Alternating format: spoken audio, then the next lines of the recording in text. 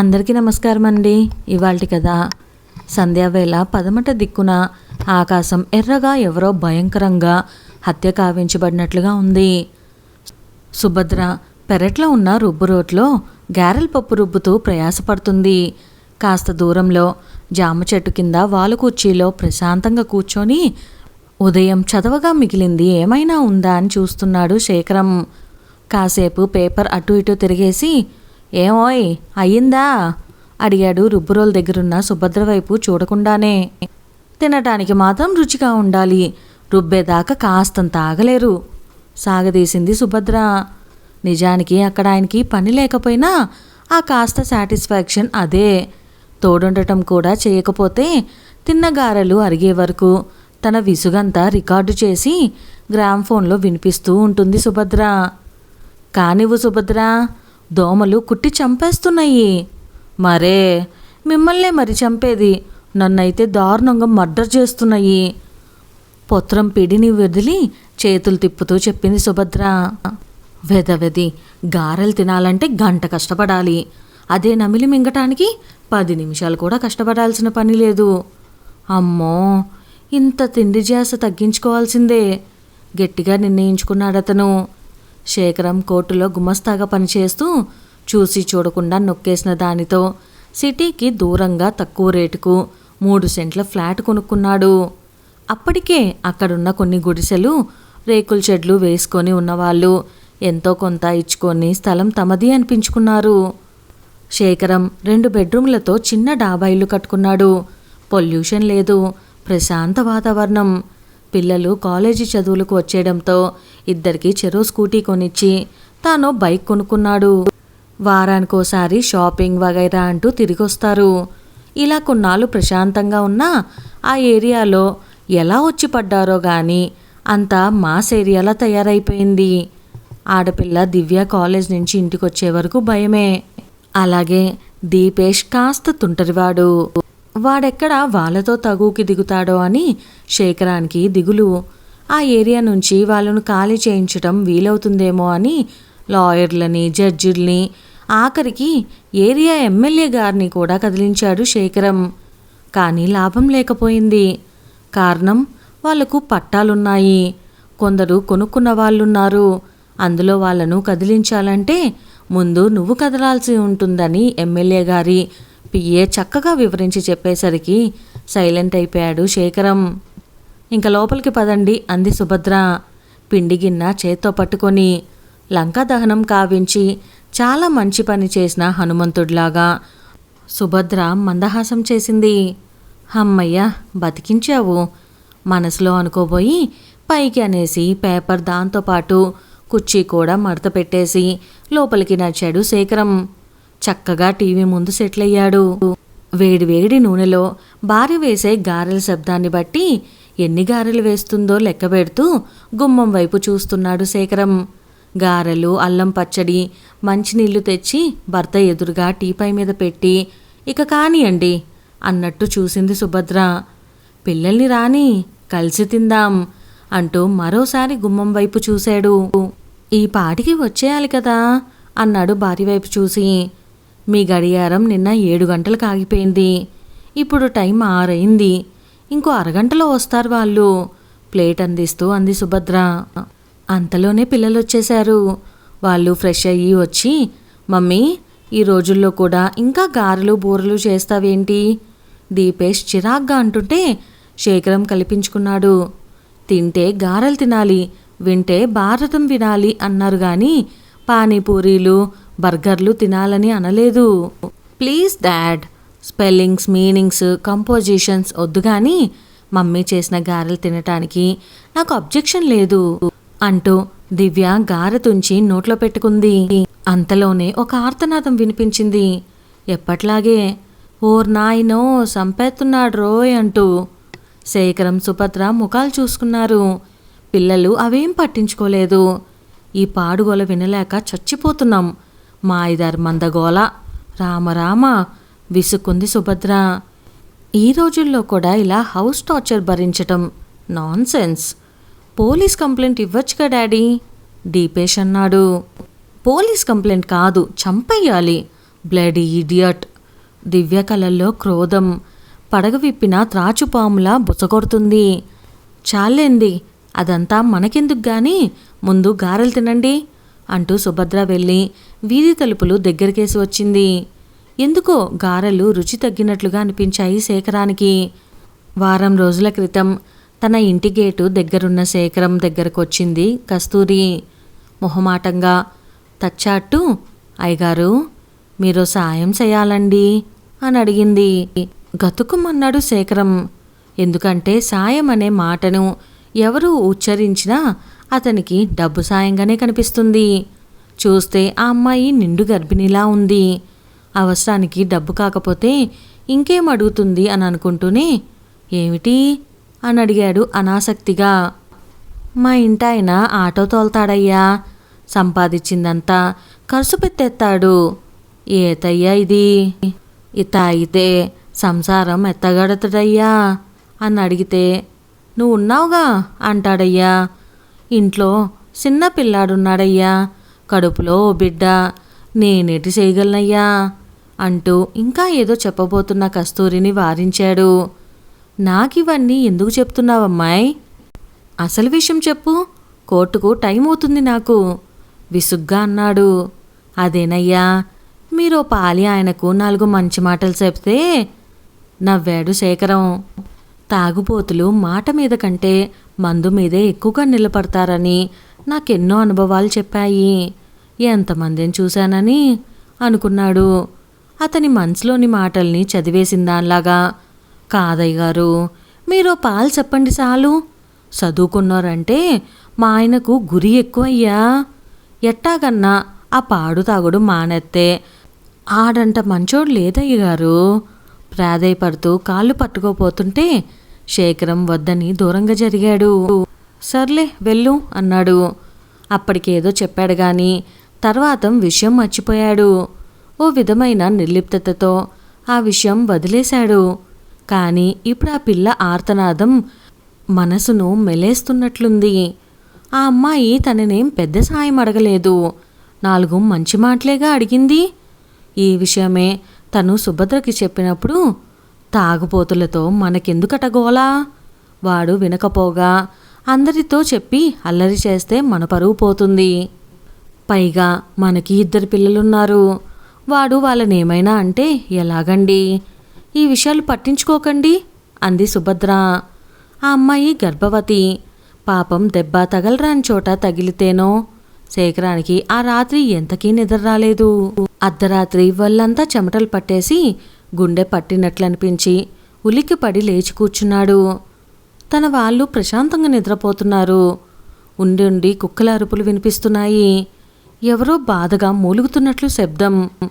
నిద్రకళ్ళు నులుముకొని మంచం మీద నుంచి దిగి కిటికీలోంచి బయటికి చూశాడు. కస్తూరి వాళ్ళిల్లు చక్కగా కనిపిస్తుంది. కస్తూరి వాళ్ళ ఆయన వీరయ్య ఆటోలో పడుకున్నట్టున్నాడు. ఆ అమ్మాయి బాధతో మూలుగుతూ భర్తని లేపటానికి ప్రయాసపడుతుంది. అయ్యా లేయ్యా, నొప్పిగా ఉంది అంటుంది. పెద్దగా మూలుగుతుంది. 2 ఏళ్లున్న పసిపిల్లాడు అమ్మ పక్కలో లేదని గుక్కపెట్టి ఏడుస్తున్నాడు. సుభద్ర, ఆ అమ్మాయికి నొప్పులు వస్తున్నాయేమో పాపం అంటూ భార్యని తట్టి లేపాడు శేఖరం. ఏ అమ్మాయికి? నిద్రలోంచి అడిగింది సుభద్ర. అదే సాయంత్రం కొట్టాడుగా ఆటో వీరయ్య, అతని భార్య కస్తూరికి. పాపం ఎక్కడైనా దెబ్బ తగిలిందేమో. మీ జాలి పాడుగాను, పడుకోండి. తెల్లారకుండా మళ్ళీ కోర్టుకెళ్ళాలి అంటారు. మనకెందుకొచ్చిన గోల?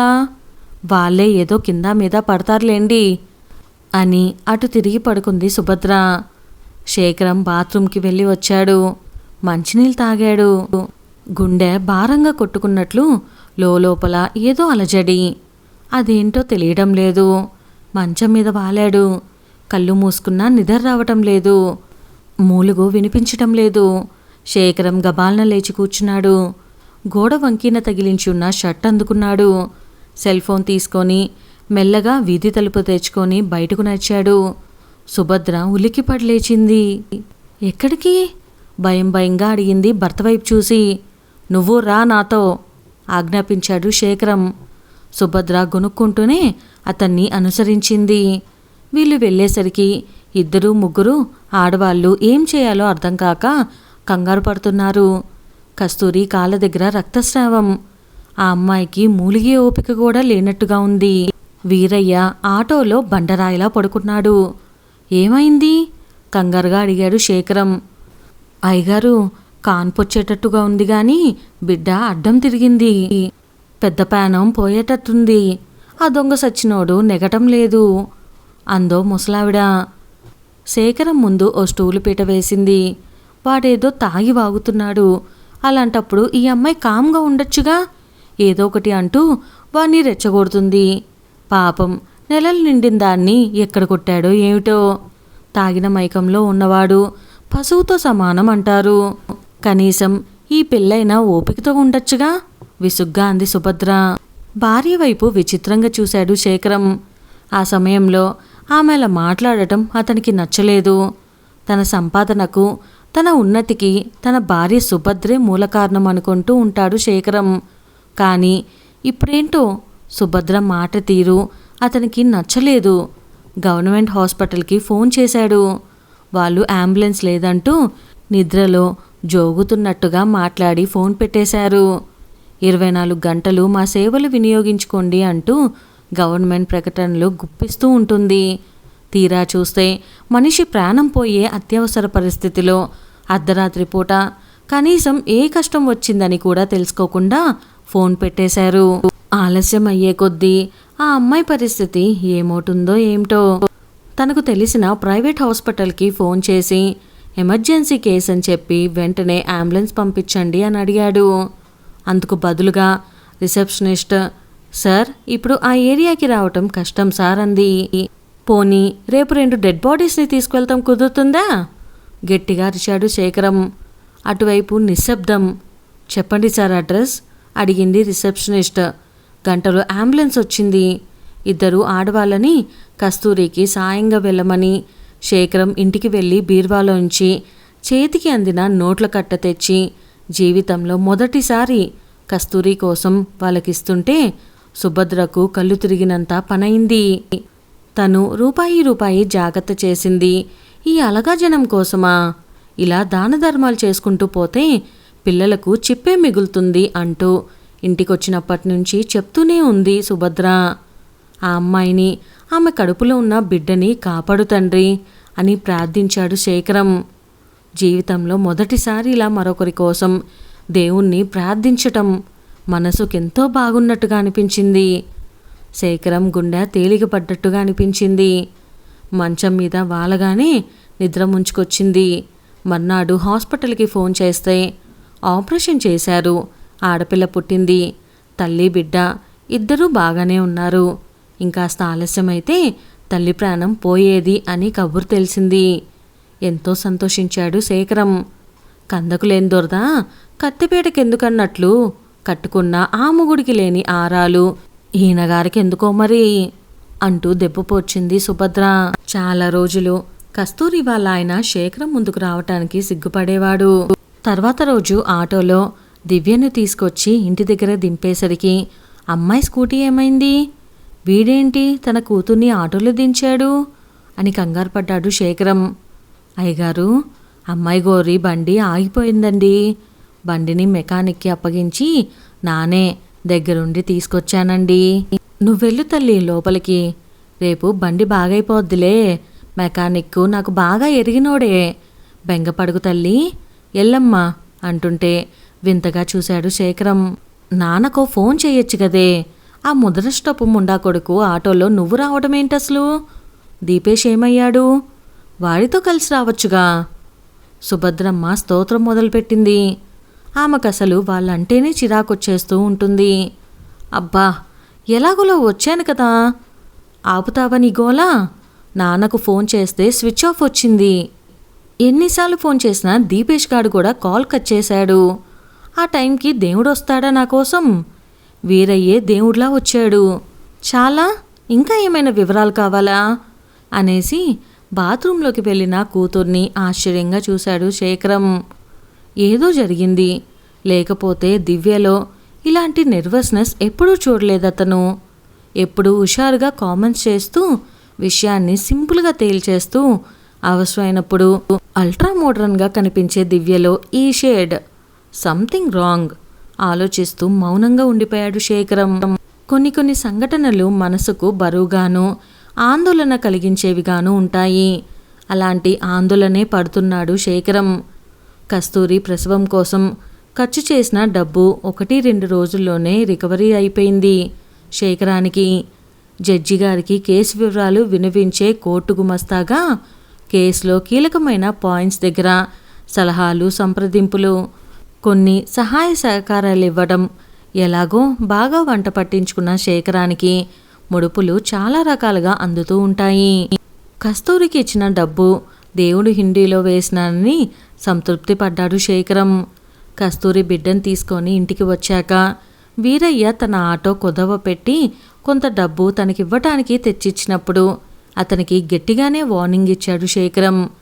నువ్విప్పుడు ఆటో కుదవ పెడితే భార్య బిడ్డల్ని పోషించే బాధ్యత ఉండదని ఆలోచన అని అడిగాడు.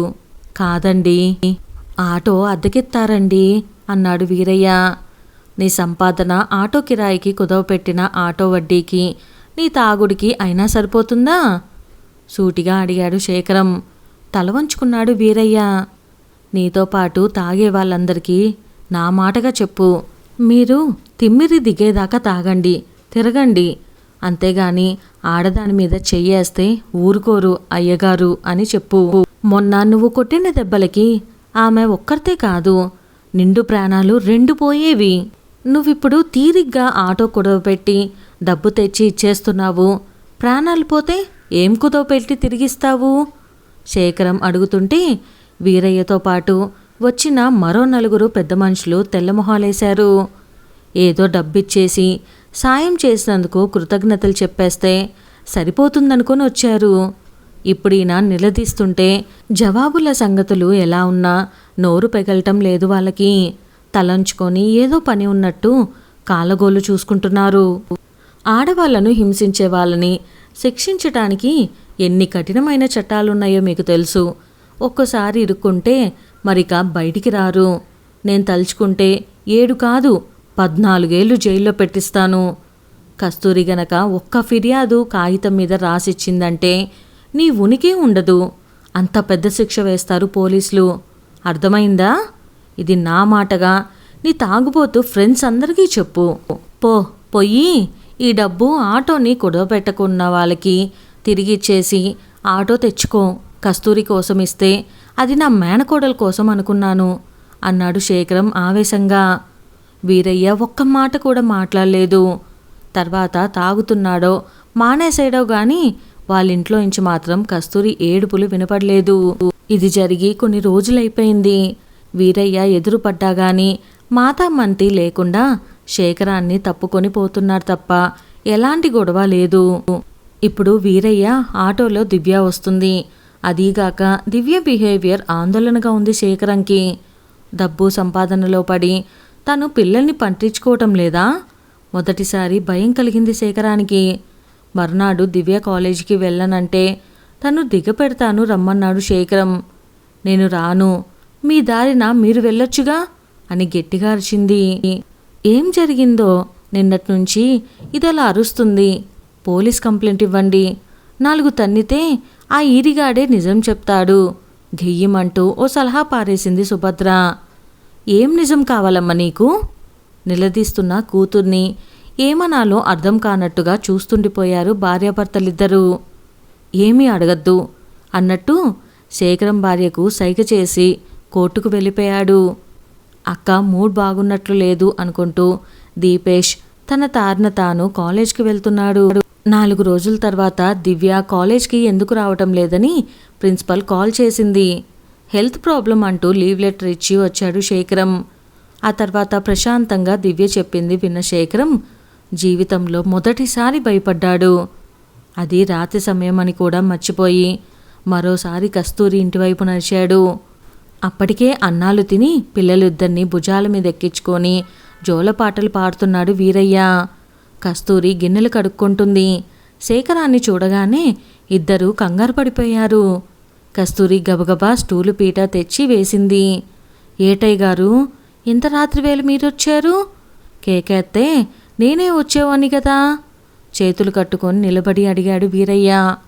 ఆ క్షణాన స్వామి కార్యాన్ని స్వకార్యంగా పాలించే హనుమంతుడే వీరయ్యలో కనిపించాడు శేఖరానికి. వీరయ్య, దేవుడి దగ్గరికి మనమే వెళ్ళాలి, దేవుణ్ణే మన దగ్గరకు రమ్మని కోరకూడదు అన్నాడు. అయ్యగారు ఏం మాట్లాడుతున్నారో అర్థం కాక భార్య వైపు చూశాడు వీరయ్య. వీరయ్య, రేపటి నుంచి మా అమ్మాయిని నీ ఆటోలో నువ్వే కాలేజ్కి తీసుకువెళ్ళి తీసుకురాగలవా అడిగాడు శేఖరం. భలే వారయ్య గారు, దానికింత రాత్రి కాడ తవర్ రావాలేంటి? బేగి వచ్చేస్తాను, అమ్మాయి గోరిని రెడీ అయిపోయి రమ్మనండి అన్నాడు వీరయ్య. యాడికి రావాలనా? నువ్వే వెళ్ళాలా? దిక్కుమాలిన పాటలన్నీ పెట్టేసి అమ్మాయి గోరికి తలనొప్పి తెప్పించకు, చిన్నగా తీసుకెళ్ళి తీసుకురావాలనా? ఆయమ్మ మన దేవుడయ్య గారి అమ్మాయి, తెలిసిందా అంది కస్తూరి. శేఖరం నాలుక తడపడుతుంది. మరో మాట మాట్లాడలేకపోయాడు. వాళ్ళ అవసరానికి తను కొంచెం డబ్బు సాయం, మాట సాయం చేసినందుకు సుభద్ర అవకాశం వస్తే చాలు ఇప్పటికీ తనను దెప్పుతూనే ఉంటుంది. కానీ కస్తూరి తనను దేవుని చేసింది. ఇక వీరయ్యనేమనుకోవాలి తను? ఈ క్షణాన తన కుటుంబం ప్రశాంతంగా ఉండటానికి కారణం వీరయ్య అని కస్తూరికి తెలియదా? వెళ్ళొస్తానని చెప్పి ఇంటికి వచ్చేశాడు శేఖరం. మళ్ళీ వాళ్ళ కొంపకెళ్ళి ఏం దారపోసొస్తున్నారు? గుమ్మంలోనే నిలదీసింది సుభద్ర. ఇలారా అంటూ భార్య చేయి పట్టుకొని దేవుడి గదిలోకి తీసుకువెళ్ళాడు శేఖరం. ఎన్నిసార్లు ఈ దేవుళ్ళందరినీ నా కుటుంబం బాగుండాలి, నేను బాగుండాలి అని కోరుకొని ఉంటావు? ఆ దేవుళ్ళు విన్నారో లేదో తెలియదు, కానీ నేను చేసిన చిన్న సాయానికి వీరయ్య తన ప్రాణాలనే అడ్డువేశాడు. అతనే కదా దేవుడు, అతన్నే కదా మనం మొక్కాలి. అర్థం కాక వెర్రిదాన్లా చూస్తుంది సుభద్ర. ఈయనకి ఈ మధ్య గాలిగని సోకలేదు కదా. అలాగా జనం అంటే అంత దూరంలో ఉండేవాళ్ళు ఇప్పుడేంటి వీరయ్యను దేవుడంటున్నారు? కొంపతీసి వాడికి గుడి కట్టిస్తానంటారా ఏంటి? పడుకున్నాక విభూతి పెడితే సరి అనుకుంది. మన దివ్యని ఎవడో కాలేజీకి రాడు చాలా రోజులుగా లవ్ చేస్తున్నానని ఏడిపిస్తుంటే ప్రిన్సిపల్కి కంప్లైంట్ చేస్తానన్నా వినిపించుకోలేదట. వాడి టార్చర్ భరించలేక పోలీస్ కంప్లైంట్ ఇస్తానందట. వాడు రెచ్చిపోయి మరో ఇద్దరిని వెంటేసుకొని వచ్చాడట. నిర్మానుష్య ప్రదేశంలో దివ్య స్కూటీని ఆపేసి ప్రేమిస్తావా చస్తావా అని కత్తి చూపించి బెదిరించాడట. అక్కడెవరూ లేరు. అదే సమయంలో వీరయ్య ఆటోలో వస్తూ చూసి వాళ్ళకు అడ్డుపడ్డాడు. దివ్య కడుపులో దిగాల్సిన కత్తి వీరయ్య చేతిలో దిగింది. ఆటోలో ఉన్నవాళ్ళు వాళ్ళను పట్టుకొని పోలీసులకు అప్పగించారు. ఈ విషయాలు తెలిస్తే మనం బాధపడతామని మనకేం చెప్పొద్దన్నాడట వీరయ్య. అప్పటికే సుభద్ర నిలబడలేనట్టుగా దేవుడి ముందు కూలబడింది. చెబితే భయపడి మనం ఎక్కడ కాలేజీకి వెళ్ళొద్దంటామో అని చెప్పలేక తనలో తాను టెన్షన్ పడుతూ 4 రోజులుగా దివ్య తన బాధను మన మీద కోపంలా వ్యక్తం చేస్తుంది. ఆ కత్తిపోటు దివ్యకే తగిలి దాని ప్రాణం పోయుంటే ఈ ఇల్లు ఇంత ప్రశాంతంగా ఉండేదా చెప్పు? నువ్వే ఆలోచించు. ఆ క్షణంలో వీరయ్య తన భార్య బిడ్డల గురించి ఆలోచించి నాకెందుకులే అనుకున్నాడా? మరి దేవుడే కదా వీరయ్య. గుచ్చి గుచ్చి అడుగుతున్న భర్తని కృతజ్ఞతగా చూస్తుంది సుభద్ర. వారం తర్వాత వచ్చిన దీపావళి ఆ కాలనీకి ఒక కొత్తగా వెలుగు తెచ్చింది. ఒక చేత్తో కాకర పువ్వొత్తి కాలుస్తూ పాట పాడుతున్నాడు వీరయ్య. ముగ్గురు భార్యలు ముద్దు ముద్దు సేయగా అయోధ్యను నేనేలితిరా, నేనే దశరథ రాజునిరా, నేనే దశరథ రాజునిరా. కస్తూరి మురిపెంగా చూస్తుంది మొగుణ్ణి. ఇదండి ఇవాల్టి మన కథ కనుక మీకు నచ్చినట్లయితే వీడియోని లైక్ చేయడం అస్సలు మర్చిపోకండి. అలానే మనం సహాయం చేయగల పరిస్థితిలో ఉన్నప్పుడు ఎవరికైనా సహాయం చేస్తే అది మనకెప్పుడో ఒకసారి తిరిగి వస్తుందని ఈ కథలో చాలా మంచిగా చెప్పారు కదా. అందుకే మనకెందుకులే అని అన్నీ వదిలేయకుండా మనకు తోచిన సాయం చేస్తే వాళ్ళ జీవితం, వాళ్ళ దాంతో పాటు మన జీవితం బాగుపడుతుంది. సాయం చేసే వాళ్ళకి అది చిన్నదైనా పెద్దదైనా పక్క వాళ్ళ జీవితం మాత్రం చాలా పెద్దది. ఆ పక్క వాళ్ళ జీవితంలో వాళ్ళని దేవుణ్ణి చేస్తుంది. మనుషుల్లో దేవుడు ఉంటారు అంటారు. అది మంచి మనుషుల్లో, సాయం చేసే మనుషుల్లో ఖచ్చితంగా దేవుడు ఉంటారు అని ఈ కథ చాలా వివరంగా చెప్పారు. ఇంకెందుకు ఆలస్యం, ఇలాంటి మంచి మంచి కథలు మిస్ అవ్వకూడదంటే మన ఛానల్ని సబ్స్క్రైబ్ చేసి బెల్ ఐకాన్ని క్లిక్ చేసేయండి. Stay tune. Thank you. Bye bye.